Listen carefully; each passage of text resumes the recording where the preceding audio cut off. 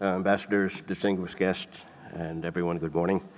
The Commodore mentioned distances, and so distances across the Arctic Ocean, it's 2,100 nautical miles across the top of the world, and it's about 2,800 miles across if you go along the Northern Sea Route, about 2,700 nautical miles across the Northwest Passage. So we're talking about vast distances when we're using the Arctic Ocean.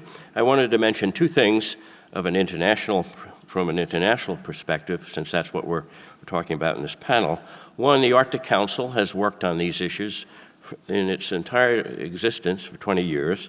But in 2009, we released the Arctic Marine Shipping Assessment, which is a holistic look at all of the issues related to marine safety, environmental protection, on this particular focus on marine use. The AMSA had three themes, and this is a way to really market the report, but also attack the problem. We addressed Arctic marine safety issues, IMO, search and rescue agreement needed then and now signed, and of course the specific issue of how to address cruise ships in the Arctic. The second focus was on protecting people and the environment, the focus on indigenous surveys of use, because if we're going to take a holistic approach to look at an integrated approach, we must have not only all the marine and marine use, but also the indigenous use as well. But addressing oil spills, we have conducted in the Arctic Council a survey of the environmental and cultural sensitive areas of the Arctic.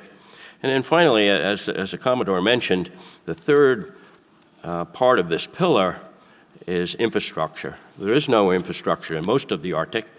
You have infrastructure, maritime infrastructure here in Iceland, in the high north of Norway, of course, which is not Arctic, and in the northwest Russia, there is world-class infrastructure.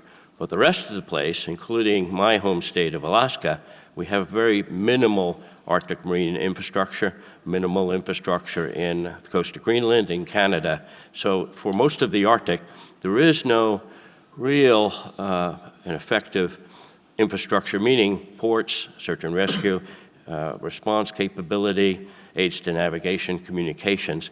But the most important aspect of the marine world is 8% of the Arctic Ocean is charted to international standards. And I'll pick on my own country, because we have the figures. 4.7% of the United States maritime Arctic is charted to international maritime standards. So we have charts for the whole place, but on many of the charts there's only a single line of transit of a particular ship decades ago. The IMO Polar Code, as mentioned this morning, is a seminal and a new regime for the Arctic Ocean. It actually took 24 years to develop it.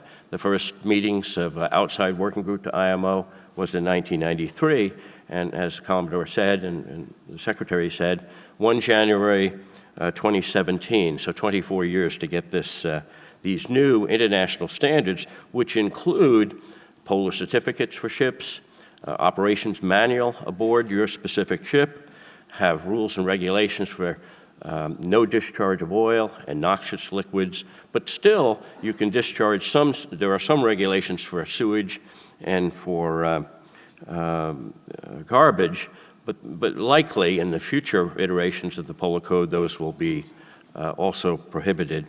We look in the future for the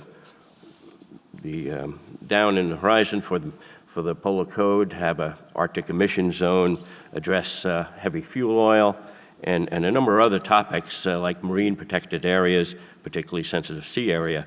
So there are a whole range of measures in the future that we can take to protect the environment and people. Thank you.